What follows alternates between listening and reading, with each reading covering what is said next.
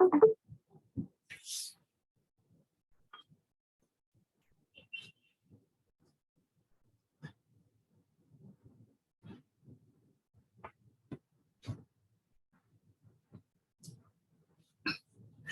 everyone.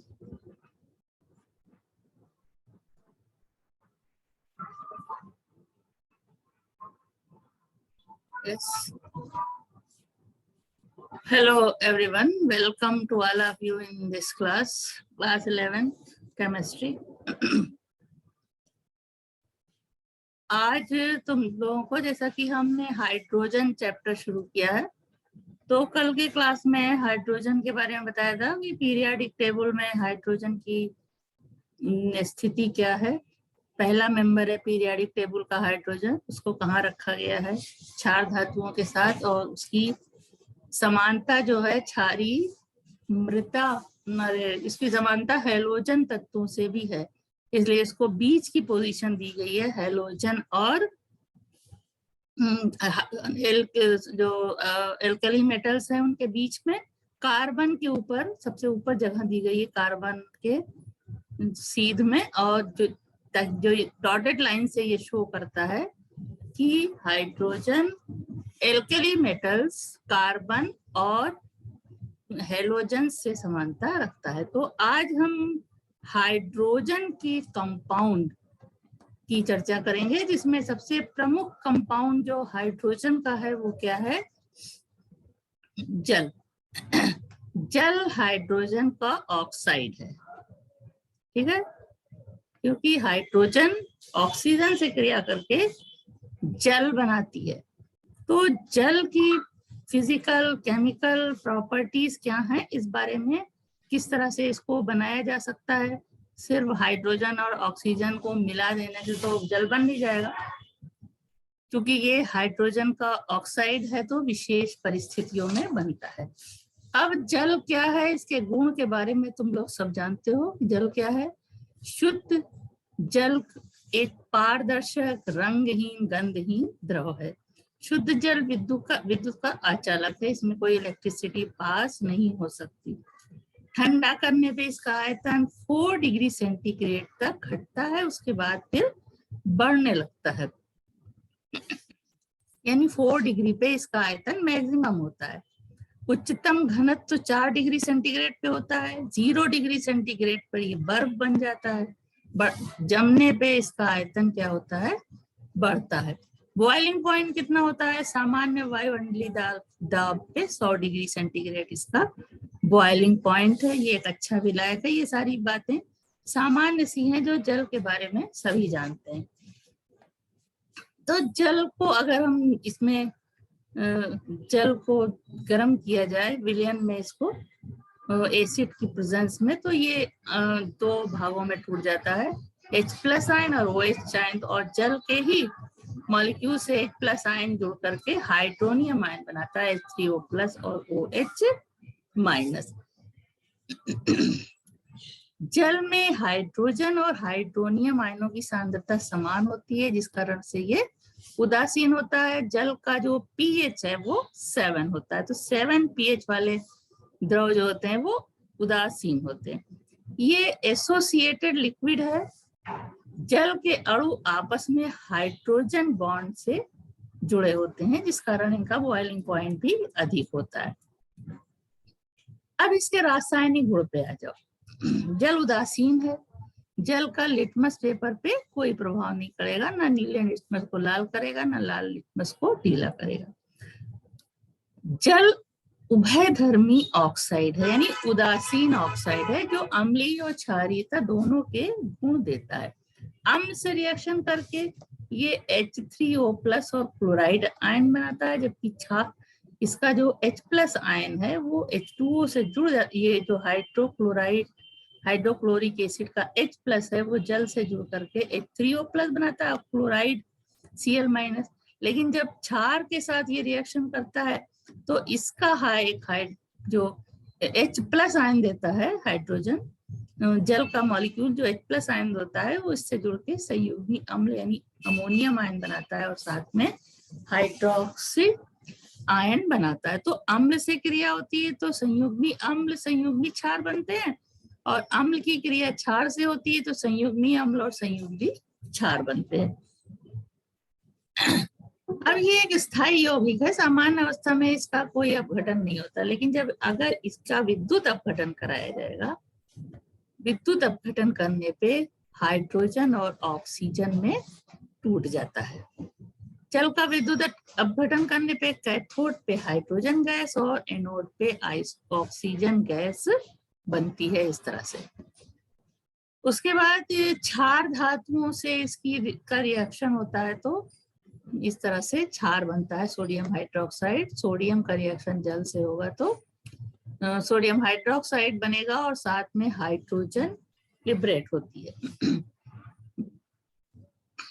तो ये अभिक्रिया सोडियम, क्योंकि बहुत ही क्रियाशील धातु है, तो जल से तेजी से क्रिया करके सोडियम हाइड्रोक्साइड जल बनाती है, जबकि मैग्नीशियम क्षारीय मृदा धातु है ये, इसको जल वाष्प के साथ गर्म करेंगे तब मैग्नीशियम हाइड्रोक्साइड बनेगा और हाइड्रोजन बनेगा। लोहे के साथ इसकी क्रिया तब होती है जब इसको रक्त तप्त करते हैं, यानी बहुत ही ज्यादा हीट करते हैं कि रेड हो जाए, और तब जल वाष्प से क्रिया कराते हैं तो फेरोसोफेरिक ऑक्साइड बनता है और साथ में हाइड्रोजन लिबरेट होती है। कार्बन से रिएक्शन होता है,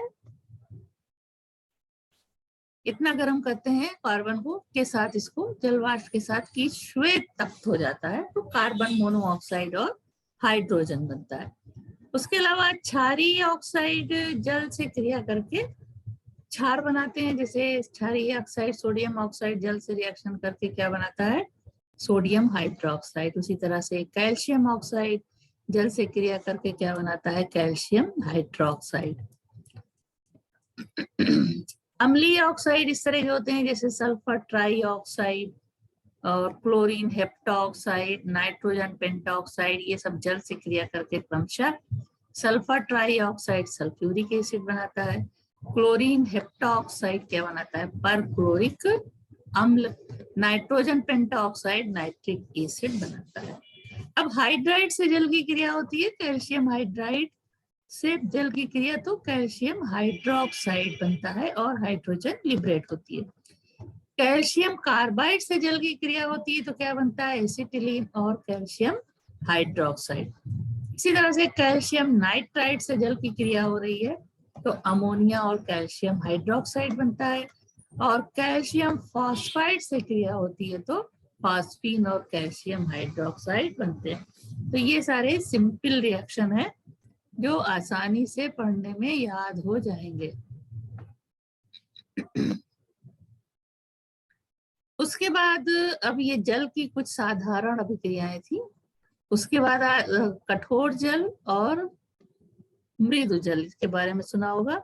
मृदु यानी सॉफ्ट एंड कठोर मीन्स हार्ड। तो सॉफ्ट एंड हार्ड वाटर क्या क्या होते हैं, इसको क्यों मृदु जल और क्यों किसी जल को कठोर जल कहते हैं, भी इम्पोर्टेंट टॉपिक है तुम लोगों के लिए। ये हो सकता है हाई स्कूल में थोड़ा बहुत पढ़ा हो। वो जल जो साबुन के साथ आसानी से झाग देता है, सिंपल डेफिनेशन, वो क्या होता है, सॉफ्ट वाटर या मृदु जल, और जो कठिनाई से झाग देता है वो हार्ड वाटर या कठोर जल कहलाता है। जल कठोर क्यों होता है, क्योंकि जल में मिनरल्स के साथ साथ कैल्शियम मैग्नीशियम के बाइकार्बोनेट, क्लोराइड यानी कैल्शियम और मैग्नीशियम के क्लोराइड, इन दोनों के सल्फेट नाइट्रेट आदि कणों के घुले होने के कारण होता है। अब साधारण साबुन, जैसा कि अभी आप जाना कि झाग जिस साबुन के साथ देता है, तो साबुन क्या है, सिटएरिक अम्ल C17H35 COOH, दिस इज सिटएरिक अम्ल। तो साबुन क्या होता है, इसका सोडियम सॉल्ट होता है, यहाँ से H हटा करके Na आ जाता है, ये सोडियम सिट्रेट, तो इसको क्या कहते हैं, साबुन।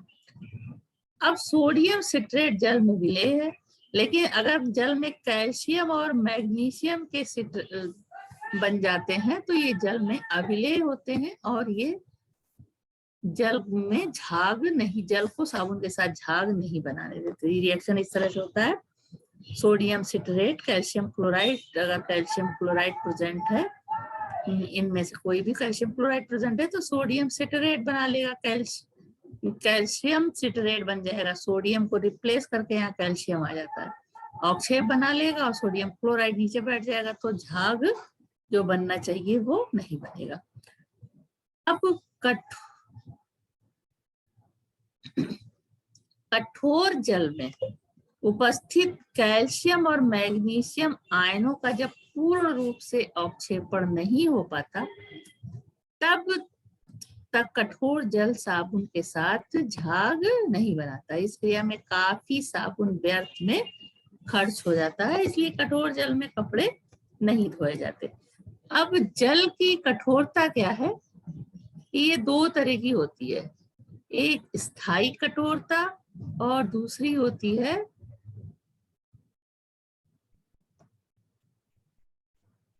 अस्थायी कठोरता। तुम लोग के कनेक्शन ऑफ कैसे हो जाते हैं बार बार। उसके बाद अब आ जाते हैं स्थायी कठोरता क्या है और अस्थायी कठोरता क्या है। पहले अस्थायी कठोरता, यदि जल की कठोरता जल को उबालने से दूर हो जाती है तो इस प्रकार की कठोरता क्या कहलाती है, अस्थायी कठोरता। जल की अस्थायी कठोरता कब होती है, जब उसमें जल में कैल्शियम और मैग्नीशियम के बाइकार्बोनेट घुले होते हैं। तो अस्थायी कार्बोनेट अस्थायी कठोरता को हम जब जल को बॉयल करेंगे तो दूर हो जाती है। कैसे दूर हो जाती है कि जल को उबालने से जल में जो बाइकार्बोनेट प्रेजेंट है ये कैल्शियम कार्बोनेट बना लेता है, जो जल में अविलेय है और नीचे बैठ जाता है और शुद्ध जल में मिल जाता है, साथ में कार्बन डाइऑक्साइड बाहर निकल जाती है। उसी तरह मैग्नीशियम बाइकार्बोनेट प्रेजेंट है, तो जल को हम गर्म करेंगे तो मैग्नीशियम कार्बोनेट बन के नीचे बैठ जाएगा, कार्बन डाइऑक्साइड बाहर निकल जाएगी और शुद्ध जल हमको मिलेगा। यानी कल जल की अस्थायी कठोरता किसके होती है, कैल्शियम और मैग्नीशियम के बाइकार्बोनेट अगर जो जल में घुले हैं तब अस्थायी कठोरता होगी, और इसको बॉयल करने से ये रिएक्शन होंगे जो सामने दिए हैं तुम्हारे, और जल शुद्ध हो जाएगा। अब कैल्शियम बाइकार्बोनेट, ये तो कैल्शियम बाइकार्बोनेट, इस एक विधि तो ये हो गई कि हमने जल को उबाला तो गर्म करने पे इसकी कठोरता दूर हो गई। दूसरी विधि है कि जल में बुझा चूना डालते हैं। जल में बुझा चूना डालने पे जल में जो विलेय कैल्शियम बाइकार्बोनेट है वो कैल्शियम कार्बोनेट बना लेता है इस बुझे चूने से रिएक्शन करके, और ये बैठ जाता है नीचे और छेप बन जाता है और शुद्ध जल मिल जाता है।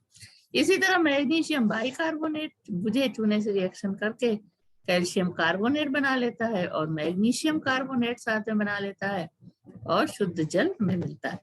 तो अस्थायी कठोरता किनके कारण होती है, सोडियम, अस्थायी कठोरता कैल्शियम और मैग्नीशियम के बाइकार्बोनेट जल में घुले होने से होती है, और जिसको हम उबाल के इस कठोरता को दूर कर सकते हैं या उसमें बुझा चूना डाल करके दूर कर सकते हैं। और अगर जल की कठोरता उबालने से दूर नहीं होती तो इस तरह की कठोरता क्या कहलाती है, स्थायी कठोरता। जल की स्थायी जो कठोरता होती है वो कैल्शियम मैग्नीशियम के सल्फेट प्रेजेंस होंगे या क्लोराइड प्रेजेंस होगा या नाइट्रेट प्रेजेंस होगा, इस कारण से स्थायी कठोरता होती है। तो जल में सोडियम कार्बोनेट डालकर उबालने से स्थायी और अस्थायी दोनों तरह की कठोरता दूर हो जाती है।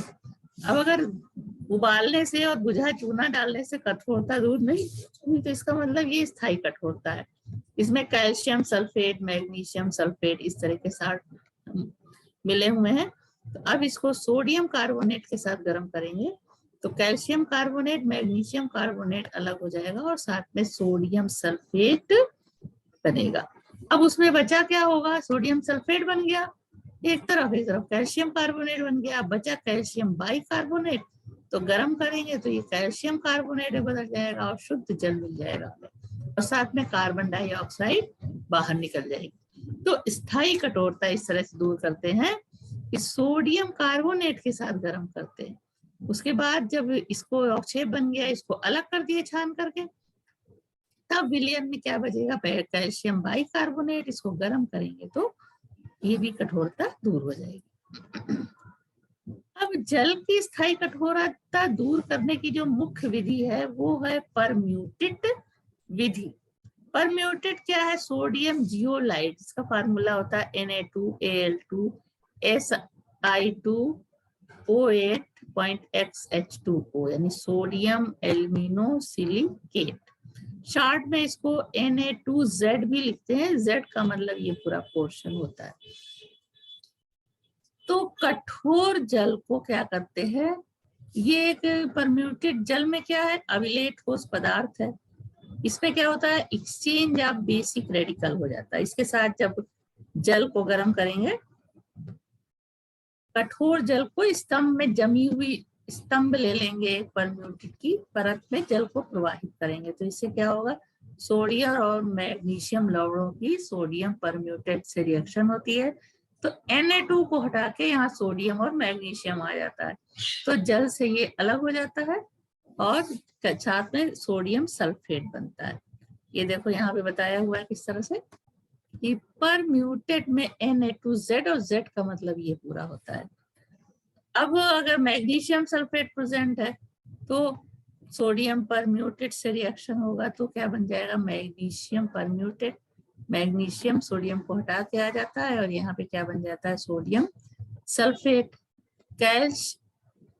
अब ये दोनों जो बने, इसलिए पहले रिएक्शन में CaZ और दूसरे में MgS, ये इसमें क्या करते हैं, सोडियम क्लोराइड का सांद्र विलयन प्रवाहित करते हैं, तब ये कैल्शियम और मैग्नीशियम क्या है, कैल्शियम क्लोराइड और मैग्नीशियम क्लोराइड में बदल जाता है, और ये जो हमने यूज किया था पदार्थ, ये वापस अपने स्थान पे वापस आ जाता है। तो जल की स्थायी कठोरता उसमें सोडियम ट्राई पॉलीफॉस्फेट डालने से दूर हो जाती है, दूसरी विधि है ये, सोडियम ट्राई पॉलीफॉस्फेट डालेंगे जिसका फार्मूला ये है, तो भी जल की स्थायी कठोरता दूर हो जाती है। इसमें क्या होता है, सोडियम ट्राई पॉलीफॉस्फेट ये है, ये जल में उपस्थित कैल्शियम और मैग्नीशियम आयनों के साथ जल में इसमें बहुत विलेय स्थायी यौगिक बनाता है। इस तरह से सोडियम कैल्शियम ट्राई पॉलीफॉस्फेट, इसको संकर लवण कहते हैं। तो कैल्शियम यहाँ से अलग हो जाता है जल से। उसी तरह अगर मैग्नीशियम प्रेजेंट है तो मैग्नीशियम के साथ रिएक्शन करता है ये सोडियम ट्राई पॉलीफॉस्फेट डालने पे, और ये संकर लवण बन के अलग हो जाता है और पानी की कठोरता जो स्थायी है वो दूर हो जाती है। अब कठोर जल पीने, कपड़े धोने, खाना पकाने आदि के लिए योग्य नहीं होता, ये बता चुके। कठोर जल बॉयलर में उपयोग नहीं किया जा सकता क्योंकि उसमें उबालने पर बॉयलर में कैल्शियम सल्फेट, मैग्नीशियम सल्फेट आदि लवणों की पपड़ी जमा हो जाती है, जिसके कारण जल को उबालने में अधिक ऊष्मा व्यय होती है। तो जो विधि अभी बताया, जल की स्थायी कठोरता इन्हीं से दूर होती है। तो ये जल की कठोरता के बारे में हो गया। कुछ सामान्य रिएक्शन अभी बताए थे। तो जल की केमिस्ट्री पढ़ी तुम लोगों ने, तो इसमें से किसी को कुछ समझना है?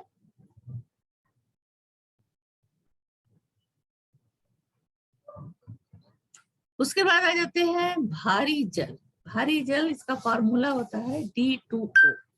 ड्यूटीरियम बता चुके हैं अभी जब बताया था हाइड्रोजन के बारे में कि ड्यूटीरियम हाइड्रोजन का समस्थानिक है, और ड्यूटीरियम के ऑक्साइड को D2O से प्रदर्शित करते हैं। जैसे H2O होता है तो इसको D2O से प्रदर्शित करते हैं और इसी को भारी जल कहते हैं। इसकी खोज किसने की थी? 1932 में यूरे और वाशबर्न ने की थी। इनके अनुसार साधारण जल के लगभग 6000 भागों में एक भाग भारी जल होता है। क्षारीय जल का वैद्युत अपघटन करने पर ड्यूटेरियम की तुलना में हल्की हाइड्रोजन अधिक शीघ्रता से मुक्त होती है, और विद्युत अपघटन करते जाओ तो अंत में भारी जल शेष बचता है। अब ये पॉइंट याद करने का है कि 1934 में यूरे नामक वैज्ञानिक को ड्यूटेरियम और भारी जल की खोज के लिए नोबेल पुरस्कार मिला था। अब बहुत सी विधियां हैं भारी जल बनाने की, इसको बाई नेम कुछ बता दे रहे हैं हम। जैसे साधारण जल का कई क्रमों में वैद्युत अपघटन किया जाए, तो कई बार अगर इसका वैद्युत अपघटन किया जाए, जैसा अभी पढ़ा कि साधारण जल के 6000 भागों में लगभग 1 भाग भारी जल होता है, तो जल का वैद्युत अपघटन करने पे क्या होगा, बहुत बार किया जाएगा तो अंत में उसमें भारी जल प्राप्त होता है। इसको ये सारे प्रयोग टेलर, आयरिंग, फ्रॉस्ट, इन सब वैज्ञानिकों ने नहीं, यूरे नामक वैज्ञानिक ने इसका जो है ये प्रयोग किया था। उसके बाद और बहुत सी विधियां हैं, जैसे कि टेलर, आयरिस, फ्रॉस्ट आदि विधि है बहुत सी। दूसरी विधि है मैकडोनाल्ड विधि या लुईस विधि। इन लोगों ने क्या किया था कि 30 लीटर N/2 NaOH विलयन को का बहुक्रमों में वैद्युत अपघटन करा के भारी जल प्राप्त किया था। इसके लिए विद्युत अपघटन निकेल इलेक्ट्रोड लदे वैद्युत अपघटनी सेलों का साधारण ताप पर क्रमिक प्रयोग किया गया था। तो शॉर्ट में इनके बारे में जान लेना जरूरी है। उसके बाद यूरे ने जो प्रयोग किया था, यूरे, ब्राउन और डेगेट ने और प्राप्त किया था भारी जल। उसमें क्या किया था, 3% NaOH विलयन का विद्युत अपघटनी सेलों में 5 क्रमों में वैद्युत अपघटन किया था। उसके बाद क्या हुआ था, यूरे, ब्राउन और डेगेट ने क्या किया था, 3% NaOH विलयन का विद्युत अपघटनी सेल में 5 क्रमों में विद्युत अपघटन कराया था, यानी बारी बारी कराते गए थे। इसमें क्या था, स्टील का पात्र था, स्टील का पात्र सेल का कैथोड और एक छिद्र युक्त निकेल की प्लेट सेल का एनोड था। हो सकता है डायग्राम तुम लोग की बुक में दिया हो, तो उस भारी जल वाला जहाँ पे हाइड्रोजन में आगे दिया होगा उसको खोल करके देखो तो वो मिलेगा डायग्राम, अगर दिया होगा तो।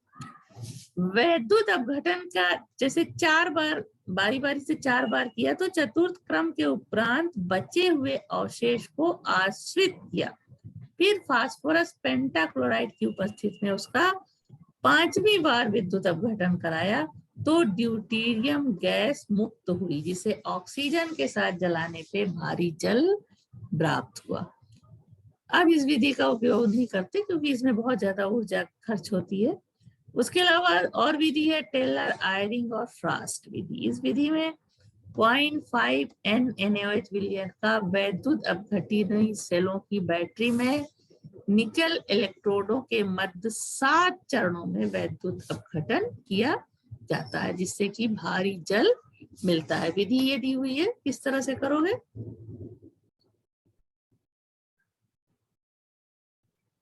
अब एक और विधि है प्रभाजी आसवन विधि द्वारा। तो प्रभाजी आसवन विधि में क्या करते हैं, भारी जल जिसका कि क्वथनांक जो जनरल सामान्य जल होता है उससे 1.4 डिग्री ज्यादा है, तो जल का क्वथनांक ज्यादा है, इसलिए साधारण जल का क्वथनांक जो है 100 डिग्री है, यानी थोड़ा डिफरेंस है। तो प्रभाजी आसवन करने पे जो तुम्हारा साधारण जल है वो पहले वाष्पित हो जाएगा और बाद में जो बच जाता है और शेष जो वाष्पित नहीं होता वो क्या होता है, भारी जल। उसके अलावा ये सारी भौतिक विधियां थी, किस तरह से इसका ज्यादातर विधियों में विद्युत अपघटन कराते हैं या आसवन कराते हैं, जिससे कि अंत में हमें भारी जल मिलता है। दूसरी ये रासायनिक विधि है जिसको कि केमिकल एक्सचेंज मेथड कहते हैं। इसमें क्या है,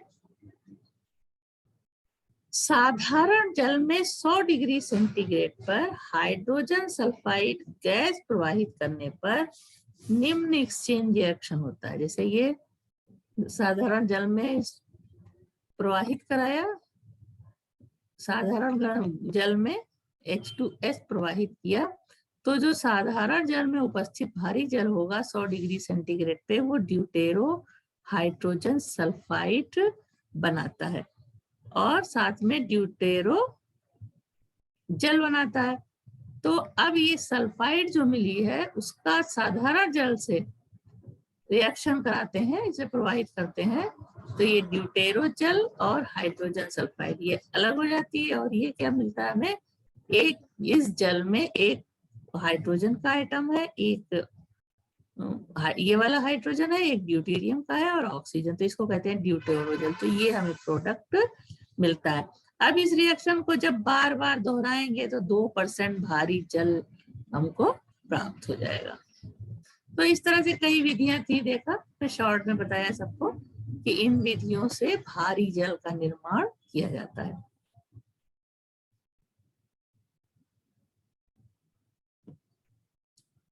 अब ड्यूटेरियम से इस पीस को बनाते हैं प्रभावी आसवन या गैसीय मिश्रण द्वारा। ड्यूटेरियम जो मिलती है उसको ऑक्सीजन के साथ जलाते हैं तो भारी जल बनता है। अब भारी जल के कुछ गुण जो है वो तुम्हारे जो साधारण जल होता है उससे काफी भिन्न होते हैं। हालांकि भौतिक गुणों में ये भी रंगहीन, गंधहीन, स्वादहीन है। D2O जल के भौतिक गुणों में कुछ डिफरेंस है, लेकिन हम यहाँ पे आते हैं रासायनिक गुण, जैसे डेंसिटी वगैरह ज्यादा होती है भारी जल की साधारण जल के मुकाबले में।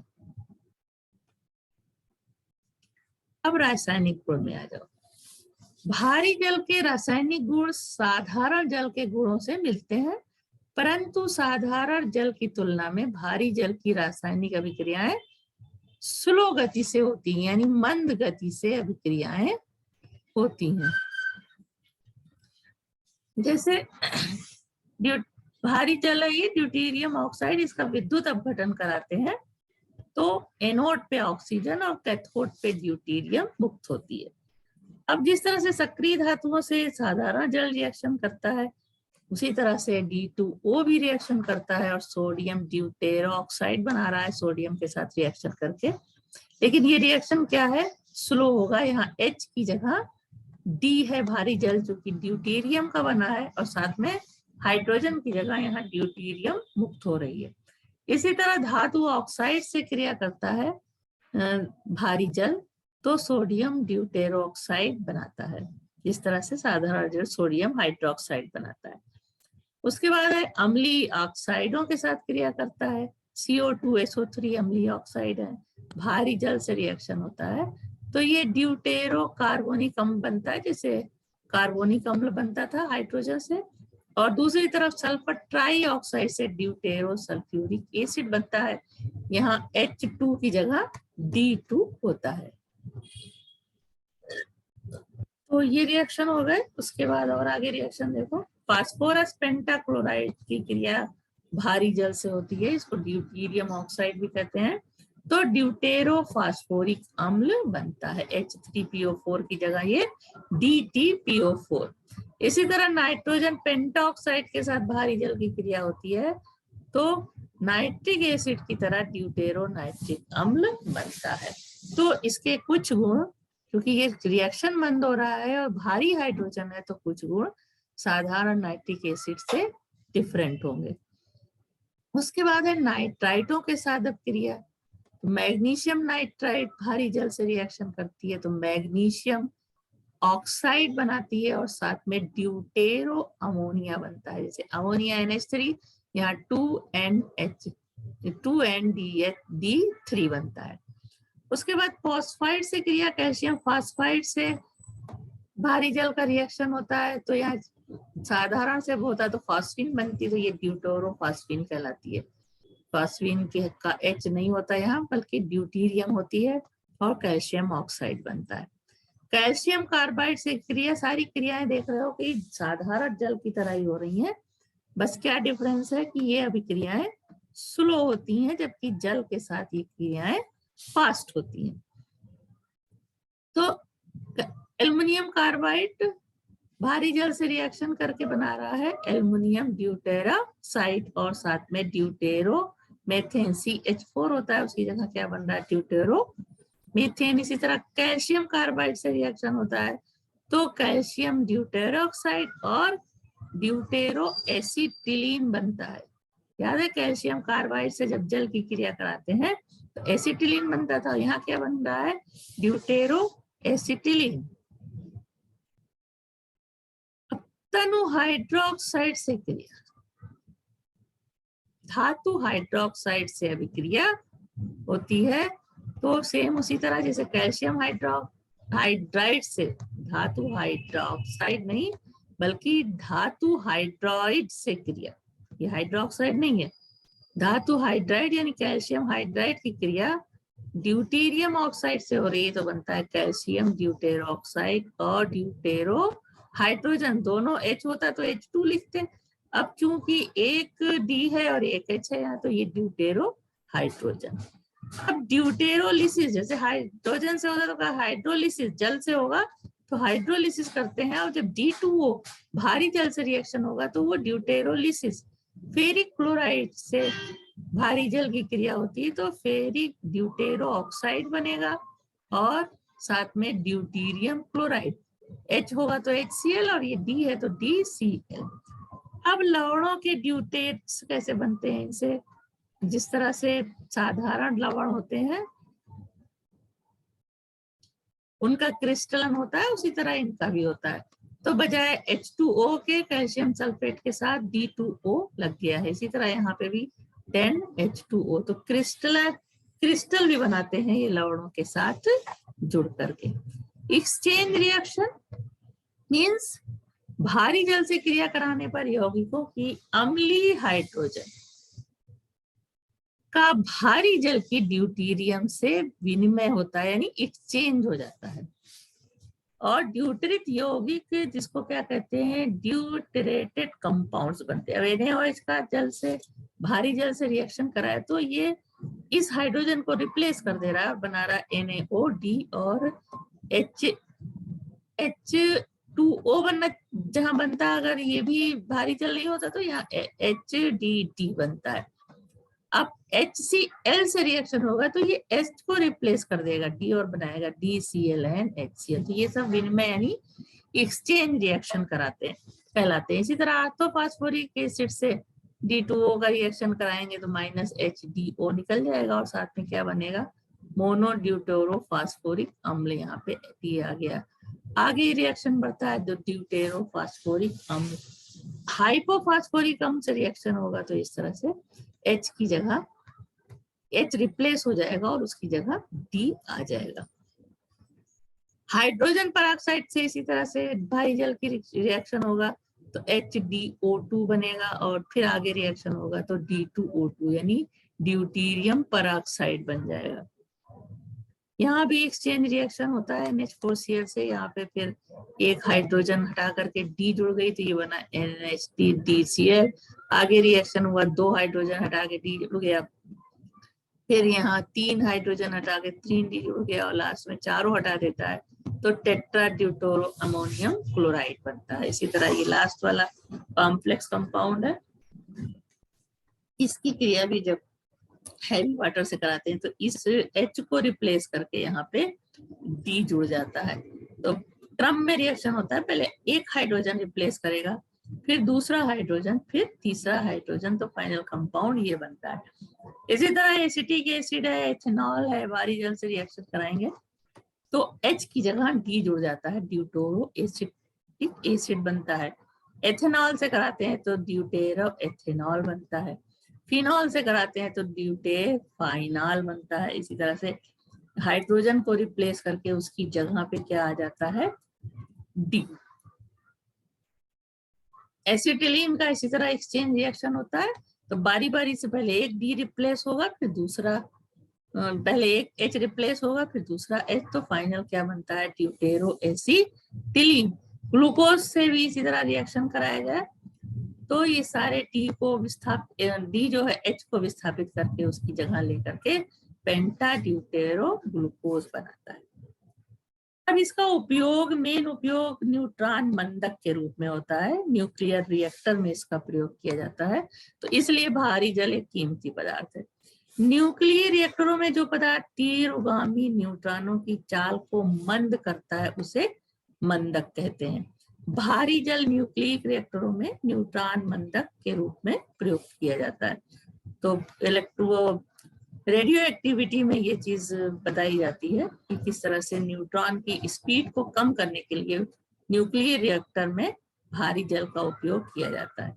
मंद न्यूट्रॉनों का यूरेनियम 235 परमाणुओं द्वारा कैप्चर अधिक दक्षता से होता है। साधारण जल और भारी जल दोनों न्यूट्रॉन मंदक है, परंतु भारी जल साधारण जल की अपेक्षा थोड़े न्यूट्रॉनों को अवशोषित करता है और भारी जल रिएक्टरों में असमृद्धित यूरेनियम ईंधन के रूप में प्रयुक्त होता है। उसके अलावा ड्यूटीरियम तथा ड्यूटीरियम के यौगिक बनाने में भारी जल का उपयोग होता है। ट्रेसर के रूप में भारी जल रासायनिक अभिक्रिया क्रियाविधियों एवं जैव तंत्रों बायोलॉजिकल सिस्टम के अध्ययन में इसका उपयोग होता है। उसके अलावा आयनिक रिएक्शन एक्सचेंज आयनिक और अनायनिक हाइड्रोजन में विभेद करने में इसका उपयोग होता है।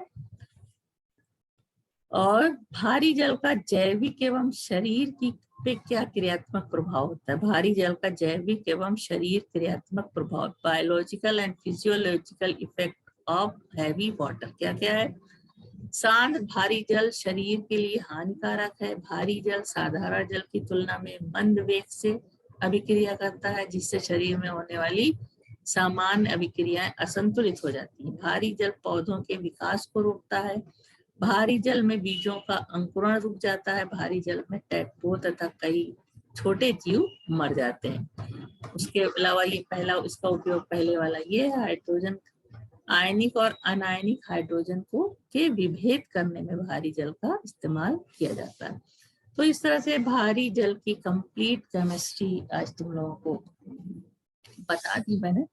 तो इसको अपनी बुक में भी देखो कि सारे रिएक्शन जितने दिए हों, बाकी इसको पढ़ तो लिया ही, जब वीडियो जाएगा तो इसमें से बाकी चीजें देख करके नोट कर लेना।